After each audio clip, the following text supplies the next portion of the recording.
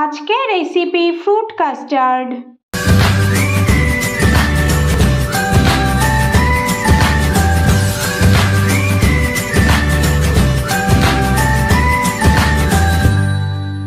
নমস্কার বন্ধুরা, অপরাজিতাস কিচেনে আপনাদের সবাইকে স্বাগত।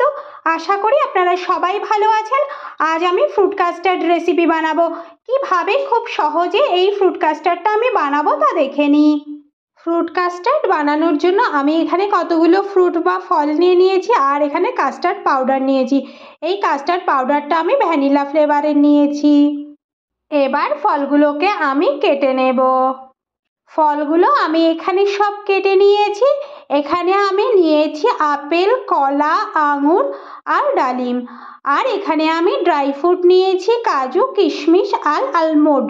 এই আলমন্ডগুলোকে আমি একটু কেটে কুচি করে নিয়েছি। এখানে আমি হাফ কাপ গরুর দুধ নিয়ে নিয়েছি। এবার এর মধ্যে আমি 2 চামচ কাস্টার্ড পাউডার দিয়ে দেব। পাউডারটা দিয়ে আমি এটা ভালো করে একটু গুলে নেব। পাউডারটা আমার গুলে নেওয়া হয়ে গেছে।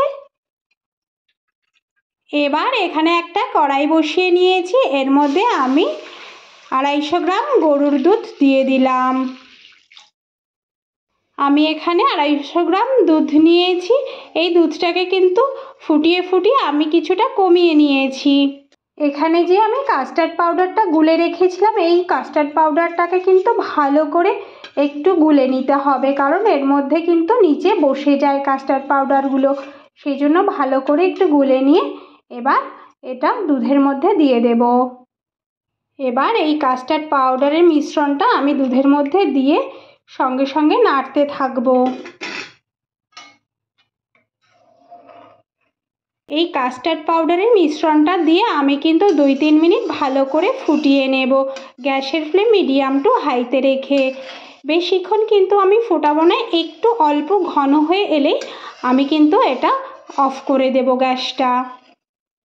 এর মধ্যে আমি হাফ কাপ চিনি দেব, আপনারা আপনাদের স্বাদ অনুযায়ী দেবেন। আমি কিন্তু এখানে হাফ কাপ পরিমাণ দিলাম চিনি। এবার চিনিটা ভালো করে এর সঙ্গে মিশিয়ে নিতে হবে। এটা আমার রেডি হয়ে গেছে। দেখুন এরকম হবে, বেশি ঘন কিন্তু হলে হবে না, এটা জমে যাবে ঠান্ডা হলে। আমার এটা রেডি হয়ে গেছে। এবার আমি এটা বাটিতে ঢেলে নেব। কাস্টার্ডটা আমি একটা পাত্রে ঢেলে নিয়েছি। এবার আমি এটা ঠান্ডা করে নেব।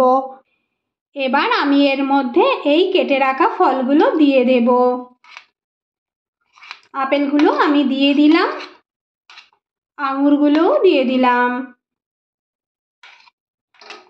কলাগুলো দিয়ে দিলাম।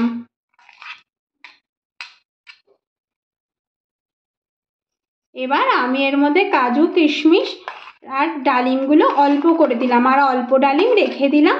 আমি পরিবেশন করার সময় ওইগুলো একটু ওপরে দিয়ে দেব। এবার এটা আমি ভালো করে একটু নেড়ে নেব, মিশিয়ে নেব এর মধ্যে। আর আমি এটা পরিবেশন করে ফেলবো। আমার এই ভিডিওটা যদি আপনাদের ভালো লেগে থাকে তাহলে লাইক, শেয়ার, কমেন্ট অবশ্যই করবেন।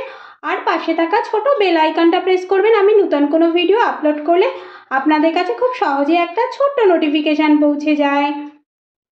আমার এই রেসিপিটা যদি আপনাদের ভালো লেগে থাকে তাহলে বাড়িতে অবশ্যই একবার ট্রাই করবেন, আর কেমন হয়েছে সেটা অবশ্যই একবার বলবেন। রেডি হয়ে গেল আমার ফ্রুট কাস্টার্ড। এবার আমি এটা ফ্রিজে 2 ঘন্টার জন্য রেখে ঠান্ডা করে তারপর পরিবেশন করব। আজ এ পর্যন্তই, দেখা হবে পরবর্তী নতুন ভিডিওতে। ভালো থাকবেন, সুস্থ থাকবেন, ধন্যবাদ।